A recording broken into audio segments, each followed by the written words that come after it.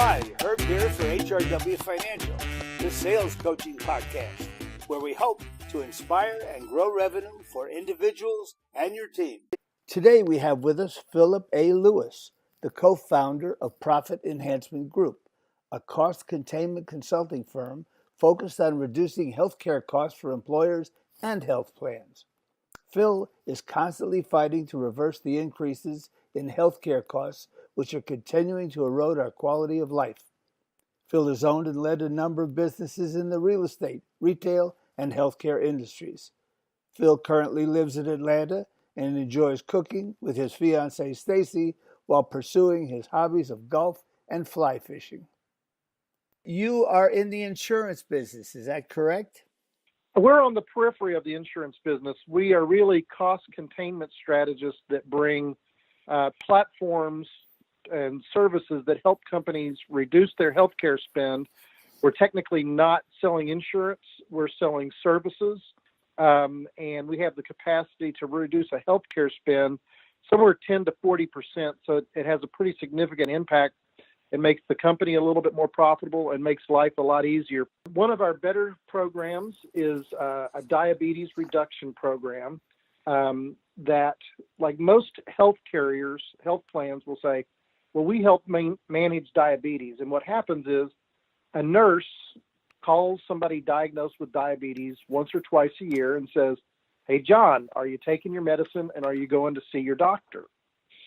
And if the person is participating and responds well, they may tweak the copay a little bit to make it a little bit easier.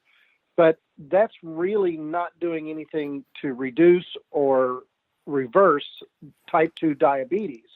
And our platform works alongside the medical platform of medications and doctor visits, but it's a lifestyle and coaching platform that helps we take a type 2 diabetic from being diabetic to being non-diabetic in about 12 months. And not only is that great for the individual, but a diabetic costs somewhere between $10,000 and $15,000 more per year than a non-diabetic does. So if we can step in and save a health plan $10,000 to $15,000 per year for each diabetic, that's what we call a cost savings. Wow. And it continues. And obviously, once someone quits being a diabetic or ceases to be a diabetic, that savings continues on and on and on. And frequently people are diagnosed as diabetics in their mid 40s, so there may be 15 to 20 years of savings that we help the company accrue, and they've got the added benefit of a healthy employee who's not missing work, and a lot of the comorbidities that go along with diabetes also are removed. So it's just good for everybody. Who is your actual prospect? Frequently, the people we focus on are self-insured self-insured businesses. We do some work with some health plans where they want to use our services basically on an outsourced basis. They're not the larger health plans. They're a lot of the regional and smaller health plans are folks that we talk to. We do a lot of work with unions and trusts, places where they have, we kind of target entities that have a very robust benefits package, so it's very expensive. And so that's when we can step in and reduce their healthcare spend by, 10 to 40%. Off the subject, tell me a little bit about your family. Are you married? You live here in Atlanta, I see, correct? I live in Atlanta with my significant other, fiance, and she's also my business partner. And we founded the company together. We worked together and decided that the large publicly traded company that we worked for wasn't, they were just maintaining the status quo. They weren't reaching out to do anything new and different, and we felt that it was needed. Love dogs, love just about any kind of animal you can find.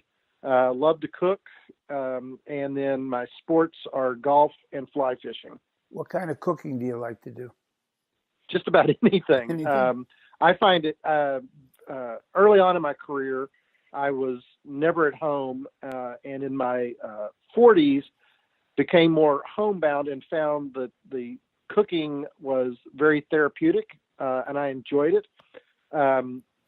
Also kind of pursue a healthy lifestyle, so we feel like we know cooking on our own, we know the quality of what we're getting.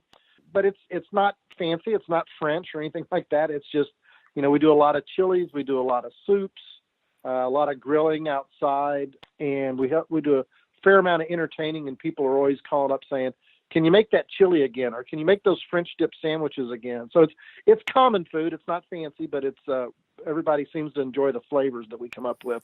Are you an organic believer or not really?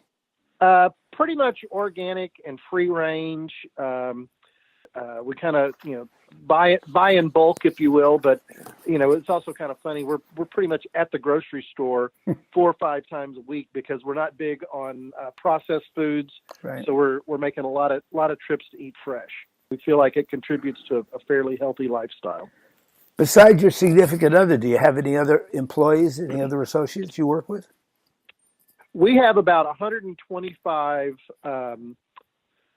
1099 contractors across the country that technically work for us, but because they're in so many states, and we didn't want to really be in the employee business.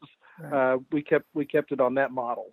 Working with those type of people, that many people, what would you say is the most important quality you want them to have to work with an associate? We have a lot of people that want to be affiliated with our platforms, and what we're looking for is, everything in business is part science and part art, and we're looking for people that know how to communicate with individuals as opposed to necessarily being the smartest folks on the block. And we get a sense for their honesty and integrity, because what we do is all relationship oriented. To get in there and help somebody understand, you've got to be able to communicate across a broad spectrum, because the size companies we talk to, there are many silos of decision makers, and so we have to gauge the situation on how they like to hear the information. So we need people that are communicators and are flexible. Do you personally work well under pressure? I think so. I've owned a number of businesses. I've been through a wife dying, some kids that could, if I still had hair, it would be solid gray. Okay. And so I feel like I've been with a number of folks as they've left this earth and gone on to the next world, and I think it's really flavored my outlook on life. And it's short. Have as much fun as you possibly can. Make sure you're doing something you enjoy, but realize that you're going to leave a legacy, and so conduct yourself appropriately. If you're not at work, what do you enjoy doing the most outside of work? We love the beach. So we love going down to Florida and just going for long walks on the beach and just hanging out with friends. The Panhandle is about 6 hours from us here in Atlanta, so we probably get down there 3 or 4 times a year, and we kind of go down there, and we'll, typically we're someplace where there's no cell phones and there's no internet, where we completely get off the grid for a while. If it's a short interval, then it's playing golf or getting out and doing fly fishing. Other than sports, do you have any other hobbies? No, I think I'm kind of boring. I don't really have much in the way of other hobbies. We work a fair amount, so with the work and the golf and things like that, it pretty much chews up most of the available time. We have folks working with us across the country, so we start relatively early in the morning and we work relatively into the evening, kind of helping manage things that are going on with clients. Tell me about some of the relationships you have with people you work with. I think one of the things that people find is that we are very value-based, and all of the people that work with us have commented on how we treat everybody as an individual, and we find out, what works best for them, and we work along those lines of, what's it take to make Gary be successful, and how is Gary processing this information? We do, Tom, what are you up to? We know everybody pretty well. We know what's going on with their families, and it's really more like a group of friends that have come together to kind of change the world. A lot of the things that we do are new and innovative, and people, so we're doing a lot of innovative stuff inside a marketplace that's relatively stagnant, and there hasn't been a significant amount of change over, the last 20 to 30 years. One of the things we talk about is that, over the past, 7 to 10 years, employees have seen their effective income reduced because so much of the cost of healthcare, the increases are being pushed onto the employees as companies try to manage that. And now with the advent of high deductible health plans, there are a lot of people that are just, it just consumes them. And so we know that we have to spend our time managing those thoughts and managing that process. And, so we're adventing change.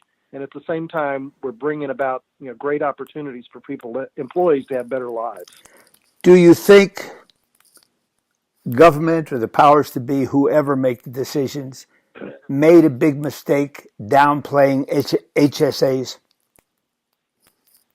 Yeah, I think that's true. I think that there's, one of the things we spend a lot of time on, Herb, is that there's a lack of transparency in how money is spent. Right. I don't know if you saw just one of the stories we use is recently there was an article on PBS where a gentleman, his wife was diagnosed, needed a heart medication. He got a prescription, got it filled by his pharmacist, and their copay was $285. It was a 90-day supply. About 60 days later, they were getting ready to go on a long trip.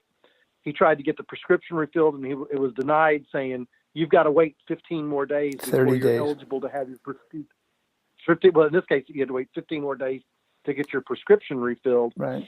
And so he happened to be in a Costco and just walked up and asked the pharmacist, hey, I need to buy this prescription. How much would it cost? Thinking, Costco's going to have it cheaper. And the guy goes, out of pocket, it's going to cost you $40. Right. And a lot of people, one of the things we do a lot of seminars, and one of the things we talk to people about is medical consumerism. Right. Understanding, if somebody told you needed a new roof, unless you've got a brother-in-law or family member in the business, what are you going to do? It's a blind You're going item. to call 3 or 4 people and say, how much is a new roof going to cost me? Right. But a doctor tells you need to go to St. Joe's for your MRI. Nobody asks any questions. They go and with a high deductible plan, they may be paying the whole $4,000 for the MRI when they could have gone to a local imaging center and it costs $300. It's the same GE machine that's doing the MRI. Right. It's the same radiologist that's reading it. There's just we've just been conditioned for so long that you don't really understand how to spend your money when it comes to medicine. But with the advent of high deductible health plans, employees are having to learn how to shop when it comes to buying medical services. How do you make important decisions? I'm probably more passion-based than analytical. I started out my life as a work career as a CPA, so I kind of understand money and finances fairly easily. But I'm sure there's a bunch of decisions that I've made over my life that people would say, I don't know that I would do that because they were more passion-based rather than cold and analytical. I mean, incredibly positive. In the room full of manure, I'm the one looking for the pony. I know there's one in there. Good. What's been your most significant career accomplishment? Gosh, in 1992, the first business I ever started it in 87. And in 1992, we won the equivalent of the Malcolm Baldrige Award from the U.S. Chamber of Commerce. And that was a big deal. It was in Houston, Texas. The economy was bad, and we took a startup business and really turned it into something. But I think what we're doing right now with Profit Enhancement Group is something that's going to be an incredible accomplishment, not only for us, but for companies' employees, because I think more and more we're going to see that innovation and to achieve better pricing and more transparency as it relates to healthcare is really going to become a huge thing. Was that career accomplishment, was that the same industry? Were you doing the same thing? Actually, no. My first business was in the real estate business as a property management and brokerage company, handling a lot of the properties related to the oil bust that occurred in Houston in the late 80s. A lot of foreclosures, and we took a company out of bankruptcy and turned it around. It was fun, and we took a bunch of people. There were when we got it, there were 125 employees, and they all thought they were about to be headed to the unemployment lines like so many other poor people in Houston. And we kept their jobs going, and ended up growing that firm to about 400 people. Wow. On the other end, do you have a professional experience you'd rather not repeat? A number of those. I've trusted some folks that probably about 10 years ago was working with a group, and the key decision maker brought me in as a consultant to help turn it around. And everything I tried to do for him, he had a reason why he wasn't going to do it. Finally, I was talking to one of his good friends and said, I just don't understand this. And he goes, you don't understand him. He's never going to let anybody else's idea be the one he goes with. And I was like, well, I wish I would have picked up on that or known that earlier. And so we decided to part ways and move on to something new. If money was no concern, what would you like to do for the rest of your life? I think it's what I'm doing right now. I really believe sincerely, and it's something that drives me, that the key to America staying strong is the greater enhancement of employee engagement. And at the core of what we're trying to do is build stronger businesses by helping them be more profitable. And the key to that is employee engagement. There's so many companies that do things, and they do it with the attitude of, what's the minimum we can do? And we believe that you need to be thinking about what's the maximum you can do. I mean, and think about any relationship. Whoever it is that's your best friend, Herb, you probably would do anything for them, and they would do anything for you, as compared to somebody that you casually know, and it's not a strong relationship, and you go, yeah, he's not really going to do that much for me, and I'm not really going to do that much for him. So the more we can build strong employee engagement, the better it is, and it creates more jobs, and it just makes the economy much better. That's great. As an individual, what makes you so unique? I am, frequently people will say so-and-so is a bad person, or so-and-so is making bad decisions. And I usually can take their situation, because I've been through so many crazy things myself, and say, you need to give them the benefit of the doubt, or you need to give them another chance, or, maybe they've got something going on. And so I'm very forgiving, I just try to figure out, I think that most people have really got a good soul and are trying to do the best they can. And sometimes they just need help seeing things from a different perspective. And if we all take time to be a little bit nicer and a little bit more compassionate, it just makes the world run smoother. Has texting changed your life? Who texts you the most, and why do they do it?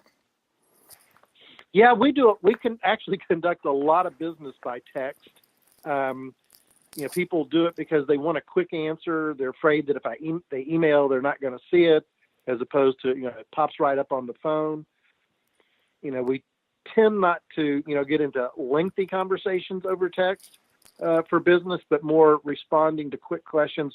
We may have somebody that's interviewing or investigating a client and talking with them, and the client asks a question, and rather than them having to say, let me get back to you on that, or they'll text, what's the answer to this question? We get back, and so it keeps things moving. We try to, we're a hurry up offense. It's move as fast as we possibly can on everything we possibly can. That's great.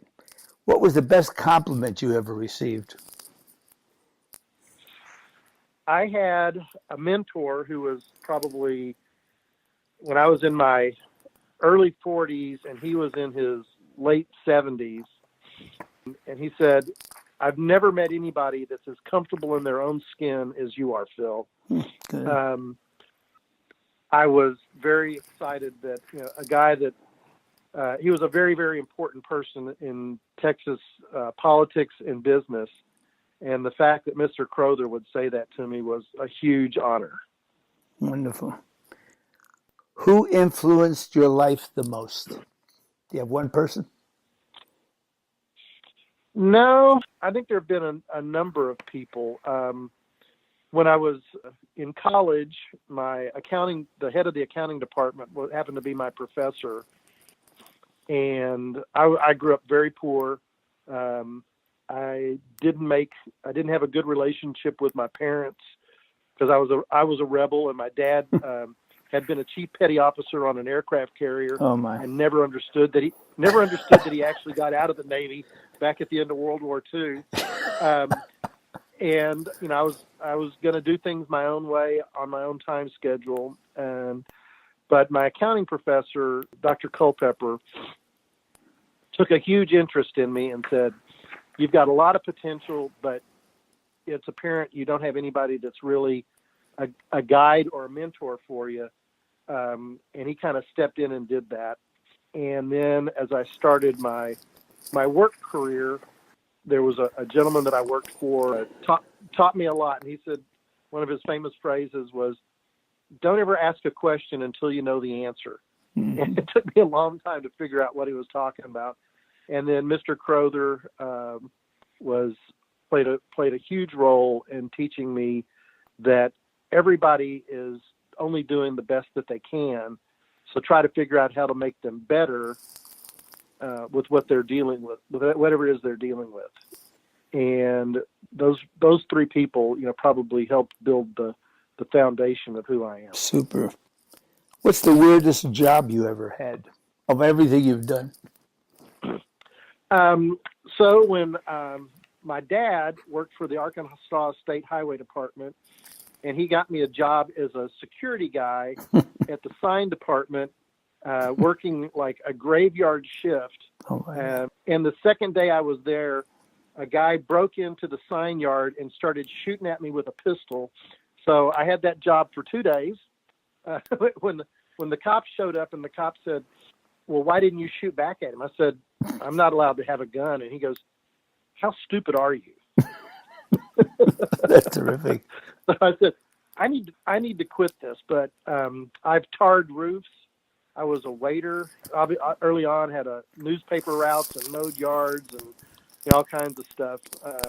Spent a number of years in the financial world and in real estate. And I think the thing that drives me the most is I always feel sorry for people. And so I always try to figure out if we can make somebody's life better, then that's a great thing to have accomplished that day. Which word or phrase do you overuse, and which one do you like the best? I probably overuse feeling. I notice that it comes up in my conversations quite a bit. And passion is my favorite word. I think when you can accomplish anything if you've got the right amount of passion behind you. When I was selling in the insurance business for about 7 months, I heard a phrase that's 50 years ago. They said, "Follow your passion, not your pension." What's your least favorite word or phrases? No. You're not going to answer, or that's it? No, that's my favorite. Gotcha. To me, no is negative. No Okay. is or not right now or later, or typically when people say no, it's because they don't want to do something as opposed to acknowledging that they don't want to acknowledge that something has to be done. Well, listen, our time, believe it or not, has zipped by. We've been talking for 30 minutes, if you can believe that. And wow. I want you to promise me that we'll do it again, because there's a lot more knowledge I'm sure my listeners will want to hear from you. But before we go, I want you to do them a favor and tell them how you can be contacted, all the different ways, text, cell phones, emails, what have you. Okay. So phone number is 713-823-8253. I have a bad habit of not answering it if I don't know you. So I've got to have a name associated with the number. So the best thing to do is just text me. or email address is Phillip, Philip, at PEG Benefits, which is PEGBENEFITS.com. And you can also contact me through our website, which is www.pegbenefits.com. Will it give them a little bit of a benefit if they say they heard you on our podcast? Sure, you bet. Good. Thanks for listening to HRW Financial, the sales coach. Hope to see you again.